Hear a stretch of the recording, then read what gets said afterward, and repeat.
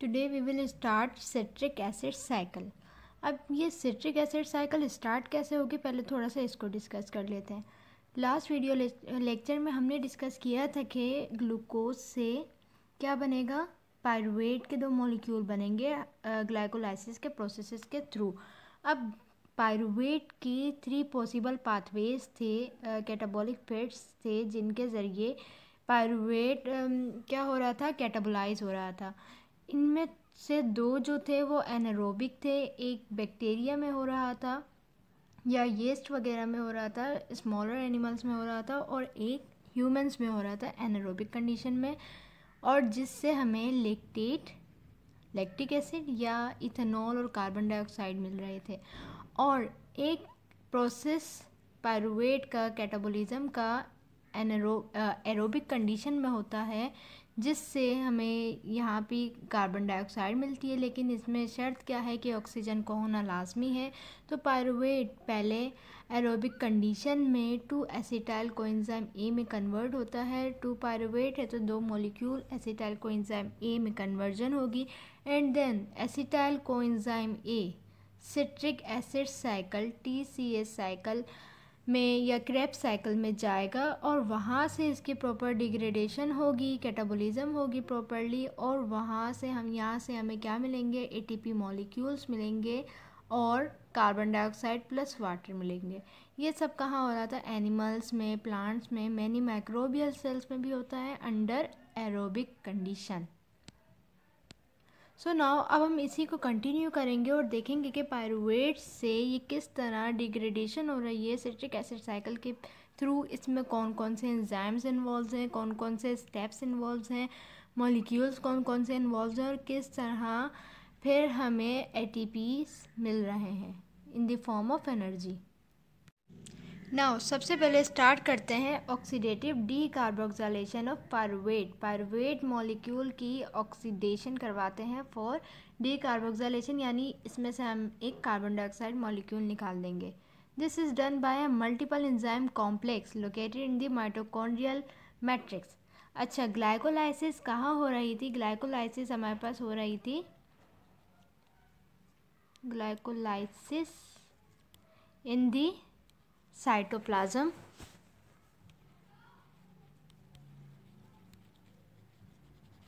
और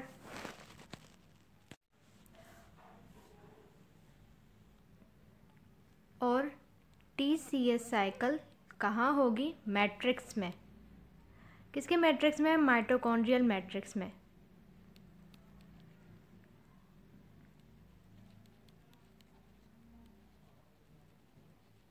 mitochondrial matrix में क्या होगी? TCS साइकिल होगी।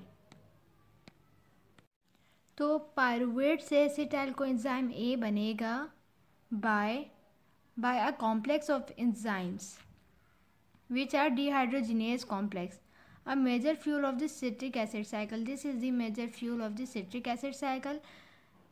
It is irreversible reaction. इसको हम रिवर्स बैक नहीं कर सकते। इसका क्या मतलब है? That we cannot make pyruvate from acetyl coenzyme है, इसको रिवर्स करके acetyl coenzyme A से हम pyruvate नहीं बना सकते। And also explains why glucose cannot be formed from acetyl coenzyme A in gluconeogenesis. और यहाँ से ये बात भी वाज़ा हो रही है कि ये इरिवर्सिबल रिएक्शन है, तो ना ही इससे पायरुवेट बन सकता है एसिटाइल कोएंजाइम A से, और ना ही इससे ग्लूकोज बन सकता है through the process of gluconeogenesis. यानी ग्लूकोनियोजेनेसिस में हम डिफरेंट सोर्स से बनाते हैं ग्लूकोज मॉलिक्यूल, जैसे कि फैटी एसिड्स, अमाइनो एसिड्स की मदद से, लेकिन एसिड वहाँ से पहले क्या बनता है? एसिटाइल कोएंजाइम A बनता है। अब हम एसिटाइल कोएंजाइम A से ग्लूकोज नहीं बना सकते।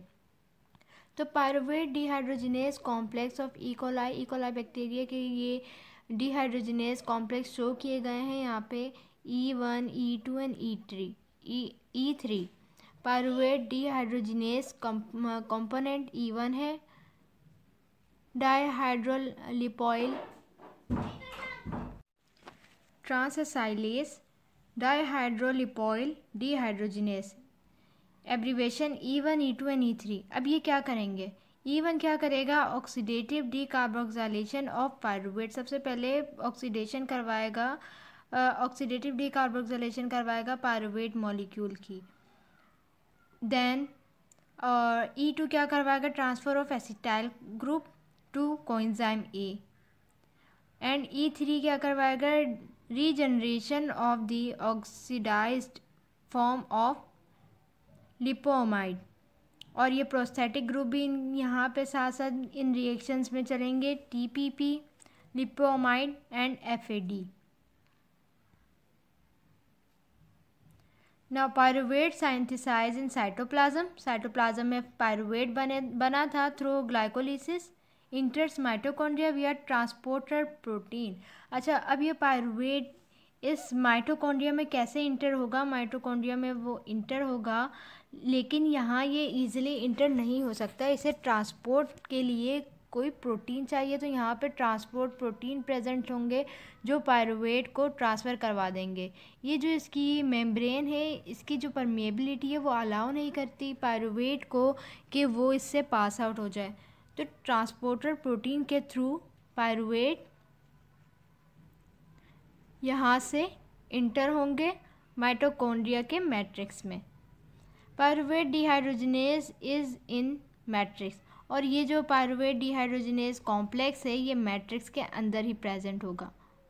यहाँ से पायरुवेट पहले अंदर चला जाएगा और यहाँ पे ये सारी इनकी डिहाइड्रोजिनेशन वगैरह होगी, और इसके प्रोसेसेस के थ्रू क्या बनेगा, एसिटाइल कोएंजाइम ए बनेगा।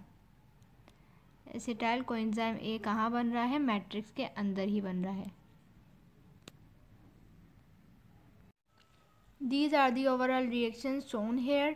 और यहाँ से क्या हो रहा है, पायरुवेट से एसिटाइल कोएंजाइम ए की कन्वर्जन हो रही है। ये पायरुवेट था, सबसे पहले डीकार्बोक्सिलेशन होगी, कार्बन डाइऑक्साइड रिमूव होगी यहाँ से। देन इसकी ऑक्सीडेशन होगी, ऑक्सीडेशन का मतलब 2 इलेक्ट्रॉन रिमूव हो रहे हैं यहाँ से। इसके बाद transfer to acetyl transfer of coenzyme A to pyruvate के मॉलिक्यूल पे ये एसिटाइल कोएंजाइम ए आके अटैच होगा, और ये क्या बन जाएगा, एसिटाइल कोएंजाइम ए। ये कोएंजाइम की यहाँ से ट्रांसफ़र हो रही है।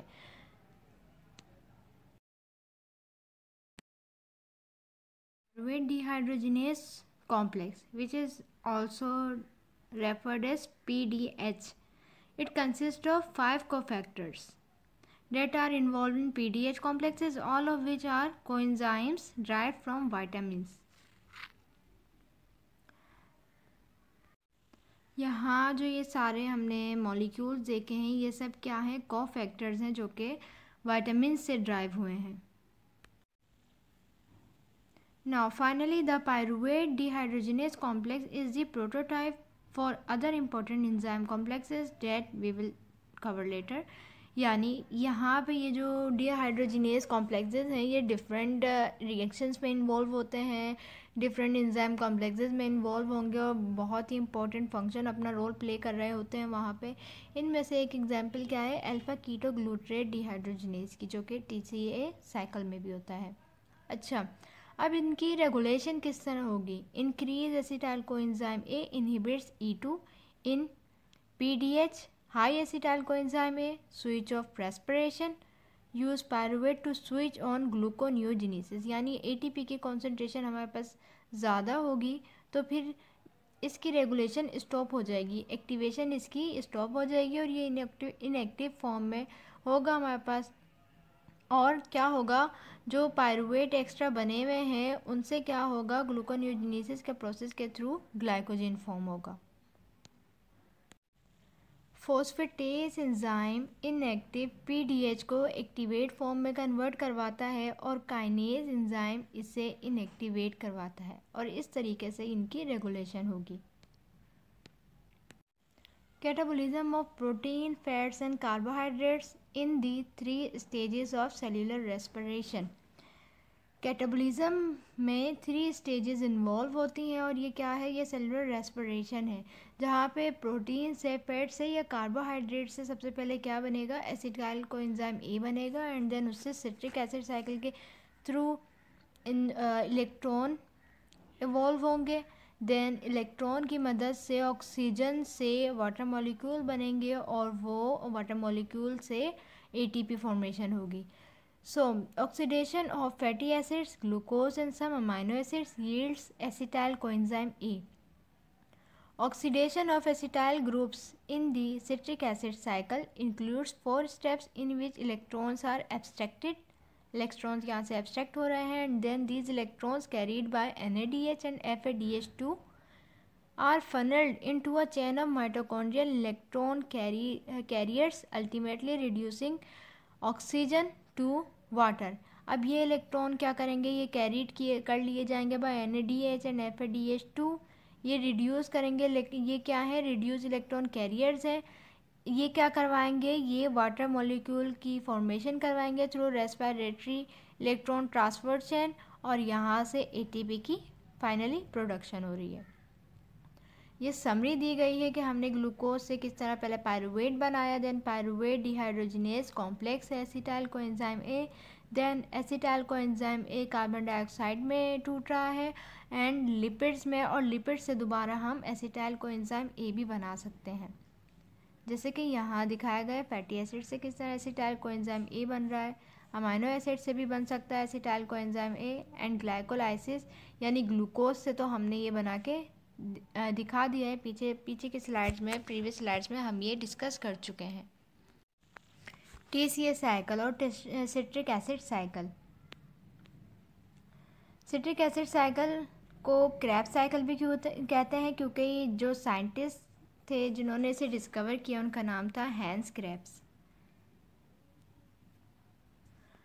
Pyruvate actually acetate from glycolysis is degraded to carbon dioxide. Pyruvate degrade हो रहा है कार्बन डाइऑक्साइड में, पायरुवेट को एक्चुअली हम एसिटेट भी कहते हैं। Some ATP is produced and more NADH is made. कुछ क्वांटिटी ATP की बनती है लेकिन ज़्यादातर हमें क्या मिलते हैं इस साइकिल से, NADH। Both are energy molecules. NADH goes on to make more ATP in electron transport and oxidative phosphorylation। फिर NADH से ATP की फॉर्मेशन हो जाती है through electron transport chain and oxidative phosphorylation. This is a summary of citric acid cycle.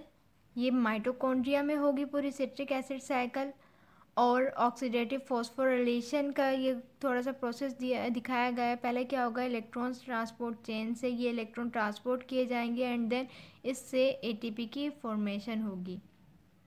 ये सब कहाँ हो रहा है, ये मैट्रिक्स में हो रहा है, और ये जो इलेक्ट्रॉन ट्रांसपोर्ट चेन है ये इनर माइटोकॉन्ड्रियल मेम्ब्रेन में हो रही है। अच्छा, सिट्रिक एसिड साइकिल में क्या होगा, सबसे पहले एसिटाइल कोएंजाइम A और पायरुवेट कंबाइन पायरुवेट से एसिटाइल कोएंजाइम A की फॉर्मेशन हो रही थी एंड देन फिर ये पूरी साइकिल चलती है, और यहाँ कहाँ NADH बन रहे हैं ये हम डिटेल में आगे देखेंगे। इसके अलावा एक GTP मॉलिक्यूल भी बनता है और FADH2 का मॉलिक्यूल भी बनता है, और कार्बन डाइऑक्साइड भी रिलीज़ होती है इस प्रोसेस के थ्रू। और यहाँ पे क्या होता है कि पहले हमारे पास 2 carbon containing molecule 4 carbon containing molecule के साथ मिलता है and then form 6 carbon containing molecule.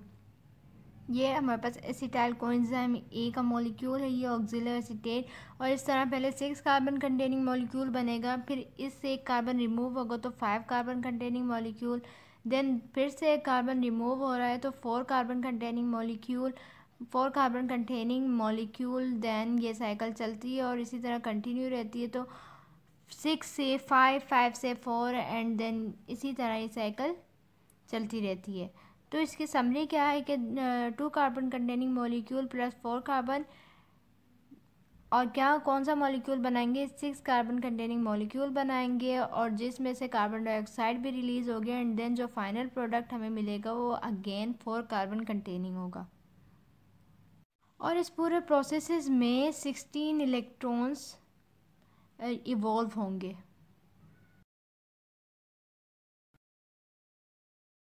ये बिल्कुल हम बेसिक से लेकर चले हैं सिट्रिक एसिड साइकिल को और TCS साइकिल को, try carboxylic acid cycle. TC stand for try carboxylic acid cycle, ये भी मैंने यहाँ पे बता दिया। तो हम इसको बिल्कुल बेसिक से लेकर चले हैं, अब थोड़ा इसको डिटेल में देखते हैं और देखते हैं कि इस प्रोसेस में, इस पूरी साइकिल में टोटल कितने स्टेप्स इन्वॉल्व हैं। So the oxidative decarboxylation of pyruvate consist of 8 steps. Number 1 step is the condensation of acetyl coenzyme A and oxaloacetate to form citrate। सबसे पहला जो प्रोसेस है वो है कंडेंसेशन का। एसिटाइल कोएंजाइम A कंडेंस होगा किसके साथ, ऑक्जेलोएसीटेट के साथ, and then form citrate. Now the second step is isomerisation of citrate to isocitrate. Citrate की आइसोमराइजेशन होगी और सिट्रेट फॉर्म होगा। Third one is oxidation of isocitrate to alpha ketoglutarate. Oxidation, the third process, and the fourth process is also oxidation. Fourth में क्या हो रहा है कि ऑक्सीडेशन हो रही है अल्फा कीटोग्लूट्रेट की to succinyl coenzyme A, then conversion of succinyl coenzyme A to succinate. Number 6 step is again oxidation of succinate to fumarate, then hydration of fumarate to malate, and last step is again of oxidation of malate to oxalate। तो total कितने steps हो गए, ये 8 steps हो गए, 8 reactions हो गए। सबसे पहले रिएक्शन में condensation, then isomerization, then third and fourth step में क्या होगी, ऑक्सीडेशन होगी, देन कन्वर्जन, फिर अगेन 6 स्टेप में ऑक्सीडेशन, 7 स्टेप में हाइड्रेशन हो रही है, एंड 8 स्टेप में oxidation. So this is the first step in which oxaloacetate is condensed with coenzyme A. और क्या बनेगा, सिट्रेट बनेगा। Enzyme involved here is citrate synthase. Then citrate से आइसोसिट्रेट बनेगा। Enzyme is एकोनिटेज। आइसोसिट्रेट से कन्वर्जन होगी alpha ketoglutarate में, और यहाँ पे जो एंजाइम है वो आइसोसिट्रेट डिहाइड्रोजिनेज एंजाइम है। तो यहाँ पे NAD पॉजिटिव आएगा और उसमें हाइड्रेशन हो जाएगी, तो वो किस में कन्वर्जन हो जाएगा, उसकी किस में कन्वर्जन हो जाएगी, NADH + H पॉजिटिव में, और यहाँ एक कार्बन डाइऑक्साइड भी रिलीज़ होगी। इसके बाद अल्फा कीटोग्लिट्रेट से बनेगा सक्सिनाइल कोएंजाइम ए, और यहाँ पे कौन सा एंजाइम इन्वॉल्व है, अल्फा कीटोग्लूट्रेट डीहाइड्रोजिनेज कॉम्प्लेक्स। जहाँ पे भी डीहाइड्रोजिनेज एंजाइम आ रहा है वहाँ पे NAD पॉजिटिव भी आ रहा है, जिसकी जो कन्वर्ट हो रहा है NADH + H में, और इसी के साथ कार्बन डाइऑक्साइड भी यहाँ रिलीज़ हो रही है। Then succinyl coenzyme A. अच्छा, ये इस एंजाइम के बारे में हमने पीछे पढ़ा था कि ये एक कॉम्प्लेक्स है, एक से ज़्यादा एंजाइम्स यहाँ पे इन्वॉल्व होंगे। सक्सिनाइल कोएंजाइम ए से देन कन्वर्जन होगी इनटू सक्सिनेट। अच्छा, सक्सिनेट में कौन सा एंजाइम इन्वॉल्व होगा इसकी फॉर्मेशन में, सक्सिनाइल कोएंजाइम ए साइंथेटेज, और यहाँ GDP कन्वर्ट होगा GTP में, और कोएंजाइम ए यहाँ से रिलीज़ हो जाएगा। कोएंजाइम ए निकल गया इस मॉलिक्यूल से। देन सक्सिनेट से फ्यूमरेट बनेगा। एंजाइम जो है, कौन सा एंजाइम कन्वर्जन करवाएगा, सक्सिनेट डीहाइड्रोजिनेज। फिर से डीहाइड्रोजिनेज का वर्ड आ गया, डीहाइड्रोजिनेज एंजाइम आ गया, तो अगेन यहाँ से यह हाइड्रोजन को रिमूव करवा रहा है और यहाँ पे हाइड्रेशन हो रही है, हाइड्रोजन ऐड हो रहा है। FAD से FADH2 का मॉलिक्यूल बन रहा है। ये सारे एनर्जी मॉलिक्यूल्स हैं हमारे पास, NADH, FADH, ATP। अच्छा, फिर क्या होगा, फ्यूमरेट की हाइड्रेशन हो रही थी, फ्यूमरेट वाले स्टेप में हाइड्रेशन हो रही थी, तो फ्यूमरेट से बन रहा था मेलेट। एंजाइम इज फ्यूमरेस, और यहाँ वाटर मॉलिक्यूल ऐड होगा तो हाइड्रेशन होगी, मेलेट की फॉर्मेशन हो गई। अब मेलेट से अगेन मेलेट डिहाइड्रोजिनेज एंजाइम यहाँ पे इन्वॉल्व होगा, और डिहाइड्रोजिनेज है तो यहाँ पे NAD की कन्वर्जन हो रही है NADH + H में, और क्या बन रहा है, क्या मिल रहा है हमें, ऑक्जेलोएसीटेट। देन ऑक्जेलोएसीटेट दोबारा से कोएंजाइम ए के साथ कंबाइन होके सिट्रेट बनाएगा, और ये साइकिल इसी तरह कंटिन्यू रहेगी। फिगर में पूरी साइकिल अच्छे से दिखाई गई है with all the steps involve in this cycle and with enzymes. तो पहले स्टेप में क्या था, कंडेंसेशन हो रही थी ऑक्सैलो एसीटेट की और एसिटाइल कोएंजाइम ए की, देन सिट्रेट फॉर्म हो रहा था, देन सिट्रेट की आइसोमराइजेशन हो रही थी।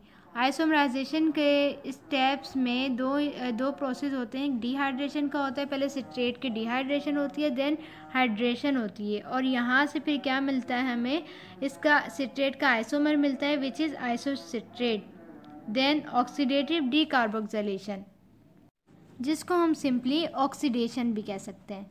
यहाँ पे ऑक्सीडेशन हो रही थी आइसोसिट्रेट की, देन इसके बाद क्या हो रही है, ऑक्सीडेशन हो रही है अल्फ़ा कीटोग्लूट्रेट की, और ऑक्सीडेशन को मैंने बताया जैसे डीकार्बोक्सिलेशन भी कहते हैं। देन ऑक्सीडेशन के बाद अल्फ़ा कीटोग्लूट्रेट की ऑक्सीडेशन के बाद क्या हो रहा था, इसकी कन्वर्जन, सक्सिनाइल कोएंजाइम ए की कन्वर्जन हो रही थी टू सक्सिनेट, और इस स्टेप को हम सबस्ट्रेट लेवल फॉस्फोराइलेशन भी कह सकते हैं। इसके बाद अगेन डिहाइड्रोजिनेशन का प्रोसेस हो रहा था और इससे सक्सिनेट कन्वर्ट हो रहा था फ्यूमरेट में। फ्यूमरेट के बाद हाइड्रेशन से मेलेट में कन्वर्जन हो रही थी, एंड देन अगेन डिहाइड्रोजिनेशन से क्या हो रहा था, ऑक्सैलो एसीटेट मिल रहा था। ये डिहाइड्रोजिनेशन एंड डीकार्बोक्सिलेशन ये सब क्या है, ये ऑक्सीडेशन ही है।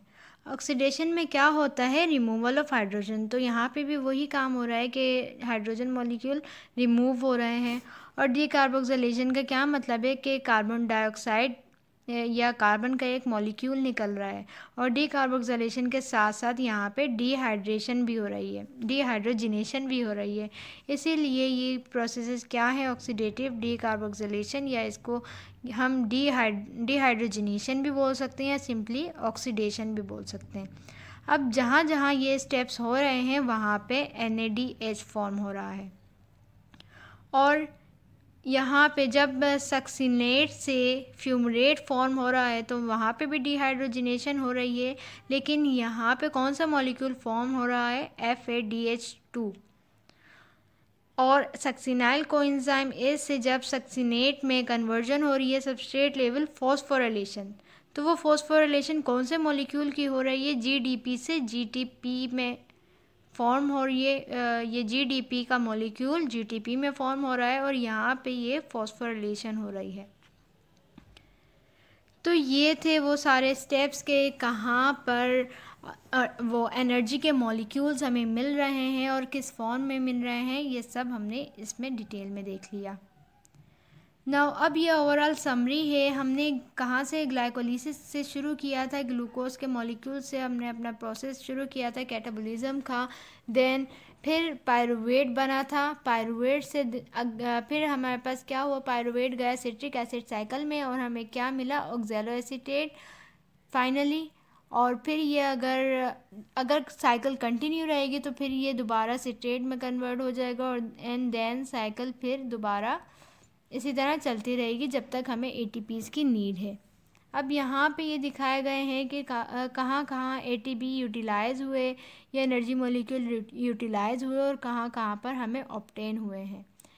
ये जो सारे टू करके दिखाए गए हैं, यानी ये 2 मॉलिक्यूल्स हमें मिल रहे हैं एक ग्लूकोज मॉलिक्यूल से। एक ग्लूकोज मॉलिक्यूल हमने लिया था, फिर उसकी इंटर कन्वर्जन हो रही थी, आगे जाके वो 2 साइकिल में 2 चेन्स में डिवाइड हो रहा था और वहाँ से 2 मॉलिक्यूल की प्रोडक्शन स्टार्ट हो गई थी। एंड देन एक ग्लूकोज से 2 पायरुवेट के मॉलिक्यूल मिले थे, देन दो पायरुवेट के मॉलिक्यूल से 2 सिट्रिक एसिड साइकिल होंगी। इसीलिए यहाँ पे भी 2 ATP 2 NADH 2 FADH ये सारे मॉलिक्यूल्स 2 करके मिलेंगे। अब एक NADH का मॉलिक्यूल कंसिस्ट होता है 1.5 ATP पर,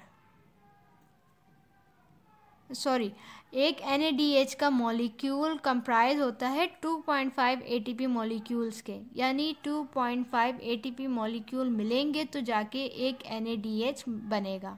इसी तरह 1.5 ATP होते हैं पर FADH मॉलिक्यूल में।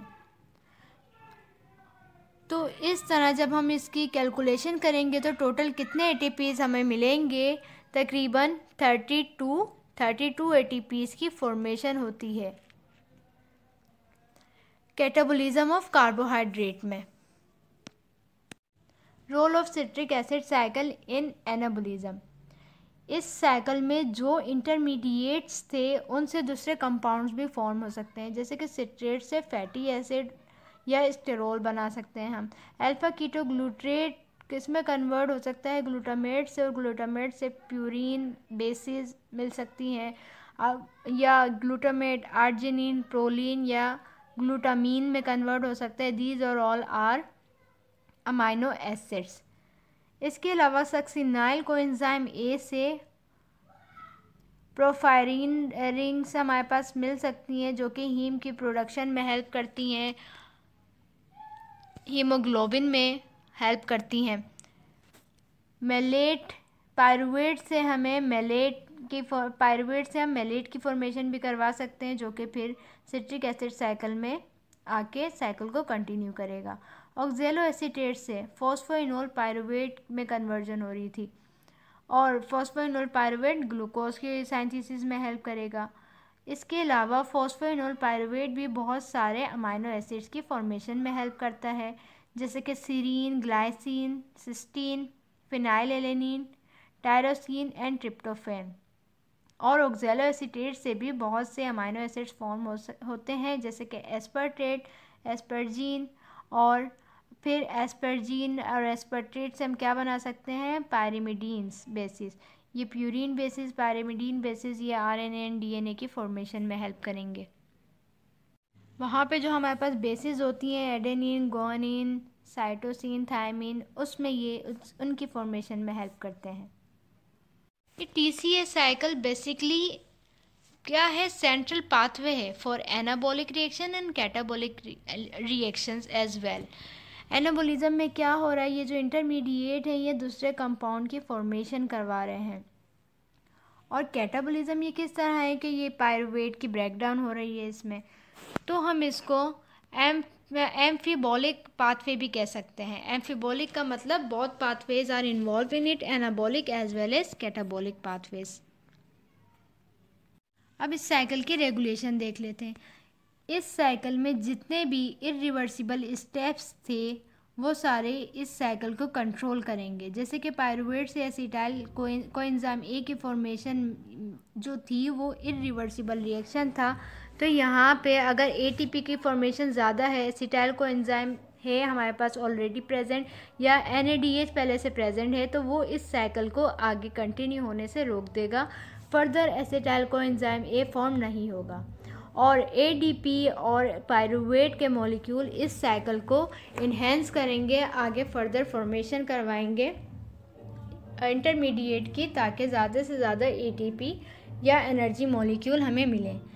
इसी तरह आइसोसिट्रेट से जब अल्फा कीटोग्लिट्रेट की फॉर्मेशन हो रही थी, तो वो भी हमारे पास रेट लिमिटिंग स्टेप या रेगुलेटरी स्टेप है, जिसमें ATP या NADH की इंक्रीज अमाउंट इस साइकिल को रोक देगी, इस स्टेप को रोक देगी, और ADP इसको कंटिन्यू करवाएगा। The last regulatory step is alpha ketoglutarate की सक्सिनाइल कोएंजाइम में फॉर्मेशन। यहाँ पे भी अगर ATP ज़्यादा है, सक्सिनाइल कोएंजाइम ए पहले से प्रेजेंट है, या NADH प्रेजेंट है, तो ये साइकिल आगे कंटिन्यू नहीं होगी, ये स्टेप आगे फर्दर प्रोसीड नहीं होंगे।